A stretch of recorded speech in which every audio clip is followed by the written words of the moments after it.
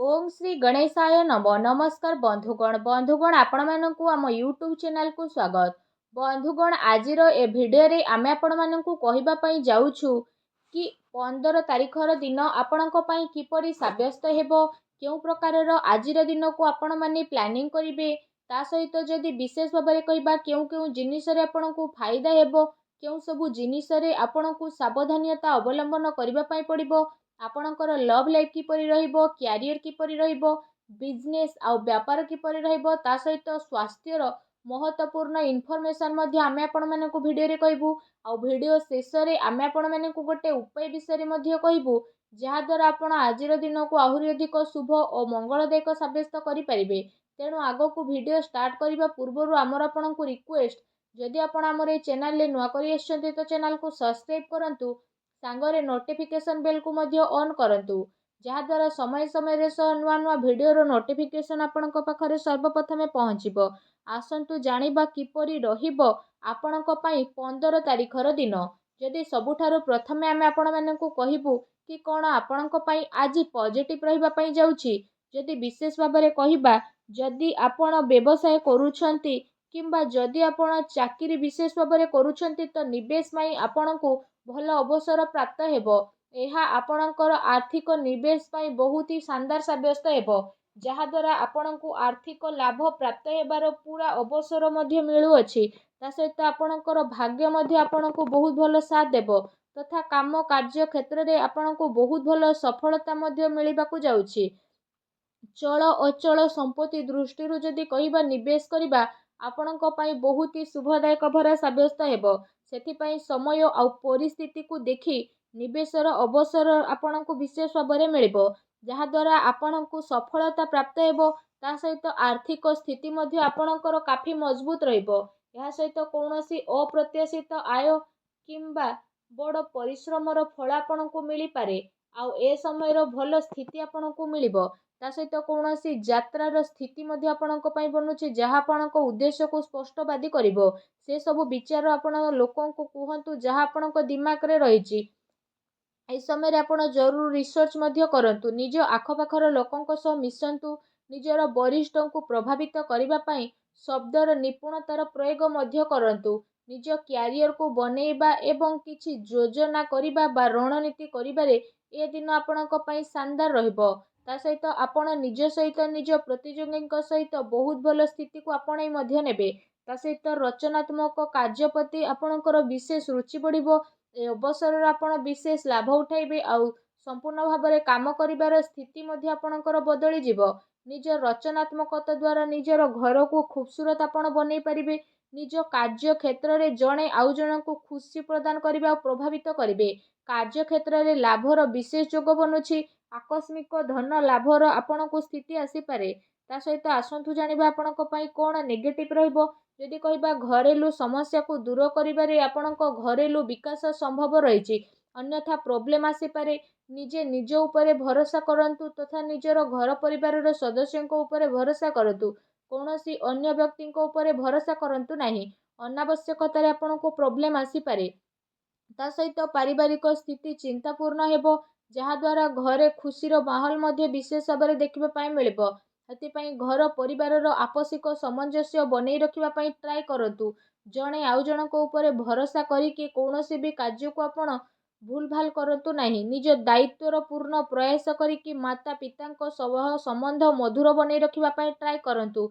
एपरि व्यक्तिंको पाखकु जांतु जहांकु जरूरत रहिछि, जेमिति आपणकर भाई भौणी, माता पिता किंबा पड़ोसी, सेमानंकु शांति सुख प्रदान करंतु।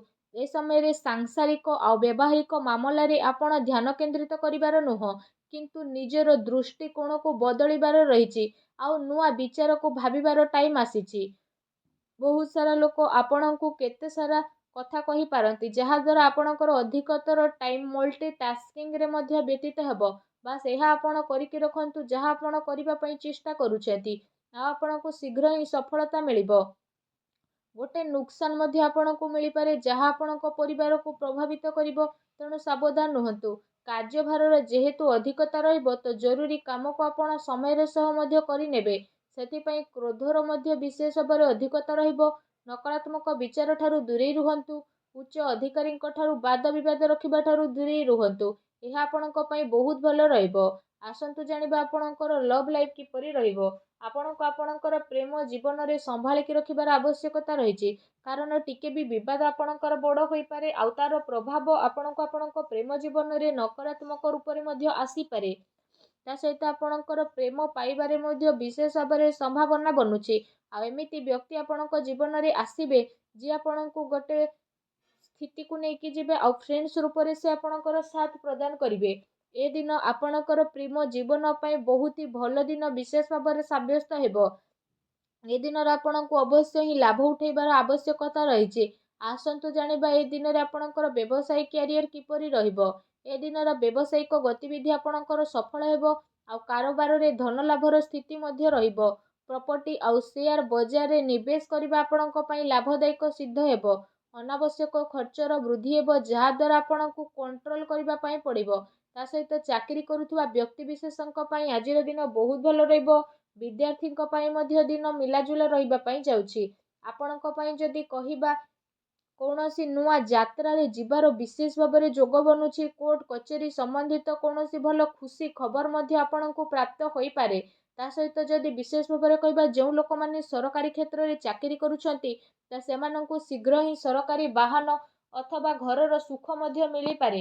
ଆପଣ ଆପଣଙ୍କ ଆମଦାନୀରେ ବହୁତ ଭଲ ଲାଭ ମଧ୍ୟ ପ୍ରାପ୍ତ କରିବେ ଆଉ ଆଗକୁ ଆସୁଥିବା ଟାଇମରେ ଆପଣଙ୍କୁ ଶୁଭ ଫଳ ମିଳିବ।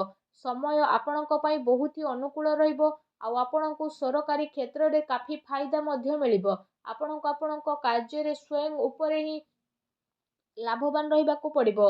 ଅନ୍ୟ ଉପରେ ଆଦୌ ବି ଆପଣ ଆଶା କରନ୍ତୁ ନାହିଁ। ବେରୋଜଗାରଙ୍କ ପାଇଁ ରୋଜଗାର ଅବସର ମିଳିବ। ବ୍ୟାପାର ଧନ୍ଦାରେ ଭଲ ଲାଭର ସମ୍ଭାବନା ମଧ୍ୟ ବନୁଛି। କିନ୍ତୁ ଅନାବଶ୍ୟକ ଖର୍ଚ୍ଚରେ ଯେହେତୁ ଅଧିକତା ରହିବ ତେଣୁ ସାବଧାନ ରୁହନ୍ତୁ। ଆସନ୍ତୁ ଜାଣିବା ଆପଣଙ୍କର ସ୍ୱାସ୍ଥ୍ୟ ଦିନରେ କିପରି ରହିବ। ଏ ଦିନରେ ଆପଣଙ୍କୁ କୌଣସି ପ୍ରକାରର ସ୍ୱାସ୍ଥ୍ୟ ସମ୍ବନ୍ଧିତ ଗଭୀର ସମସ୍ୟାର ସାମ୍ନା କରିବା ପାଇଁ ପଡ଼ିପାରେ। ସେଥିପାଇଁ କୌଣସି ପ୍ରକାରର ସ୍ୱାସ୍ଥ୍ୟ ସମ୍ବନ୍ଧିତ ପ୍ରୋବ୍ଲେମ୍ ଉତ୍ପନ୍ନ ହେବା ପୂର୍ବରୁ ସମୟ ପୂର୍ବରୁ ଉପଚାର କରିବାର ବହୁତ ଅଧିକ ଆବଶ୍ୟକତା ରହିଛି। ଯାହାଦ୍ୱାରା ସମୟ ଥାଉ ଥାଉ କୌଣସି ପ୍ରକାରର ଭୁଲ ବୁଝାମଣାରୁ ଆପଣ ଦୂରେଇ ରହିପାରିବେ। ତେଣୁ ସାବଧାନ ରୁହନ୍ତୁ। ଏଥିପାଇଁ ଆପଣ ନିଜର ଖାଦ୍ୟପାନ ଉପରେ ବିଶେଷ ଭାବରେ ଧ୍ୟାନ ଦିଅନ୍ତୁ। ତା ସହିତ ନିଜ ସ୍ୱାସ୍ଥ୍ୟକୁ ଆହୁରି ଅଧିକ ଭଲ ରଖିବା ପାଇଁ ଆପଣ ପ୍ରତ୍ୟେକ ଦିନ ଯୋଗ କରନ୍ତୁ, ବ୍ୟାୟାମ କରନ୍ତୁ ଏବଂ ସୁସ୍ଥ ରୁହନ୍ତୁ। ଆସନ୍ତୁ ଜାଣିବା ଆଜି ଆପଣଙ୍କ ପାଇଁ କ'ଣ ବିଶେଷ ଉପାୟ ରହିଛି। ଆଜି ଆପଣ ସ୍ନାନ ଆଦି କରିସାରିବା ପରେ ବିଶେଷ ଭାବରେ ବହୁତ ହି ସଚ୍ଚା ମନରେ ବହୁତ ହି ଶ୍ରଦ୍ଧା ଭାବରେ ଚାଉଳ ଏବଂ ଦୁଗ୍ଧର କ୍ଷୀରି ବନାନ୍ତୁ ଆଉ ସେଥିରେ ଆପଣ ଚିନି ବଦଳରେ ମିଶ୍ରି ପକାନ୍ତୁ। ଆଉ ତାପରେ ଆପଣ ସେ କ୍ଷୀରି ଯେତେବେଳେ ବନିଯିବ ତ ତାର ଭୋଗ ସବୁଠାରୁ ପ୍ରଥମେ ଆପଣ ମା ଲକ୍ଷ୍ମୀଙ୍କ ପାଖରେ ଚଢ଼ାନ୍ତୁ। ତାପରେ ସେ କ୍ଷୀରିକୁ ଆପଣ ଗରିବଙ୍କ ଭିତରେ ବାଣ୍ଟି ଦିଅନ୍ତୁ। ଏପରି କରିବା ଦ୍ୱାରା ହିଁ ମା ଲକ୍ଷ୍ମୀ ବହୁତ ଶୀଘ୍ର ପ୍ରସନ୍ନ ହେବେ ଆଉ ଆପଣଙ୍କର ସବୁ କଷ୍ଟକୁ ଦୂର କରିବେ। ଆପଣଙ୍କ ଜୀବନରେ ଯାହା ବି ଧନ ସମ୍ବନ୍ଧିତ ପ୍ରୋବ୍ଲେମ୍ ଚାଲୁଛି ସବୁ ପ୍ରୋବ୍ଲେମକୁ ଅନ୍ତ କରିବେ ଆଉ ଆପଣଙ୍କୁ ଶୀଘ୍ର ହିଁ ଧନ ସୁଖ ସମ୍ପତ୍ତି ପ୍ରଦାନ କରିବେ। ମା ଲକ୍ଷ୍ମୀ ଆପଣଙ୍କ ଘରେ ବାସ ମଧ୍ୟ କରିବେ।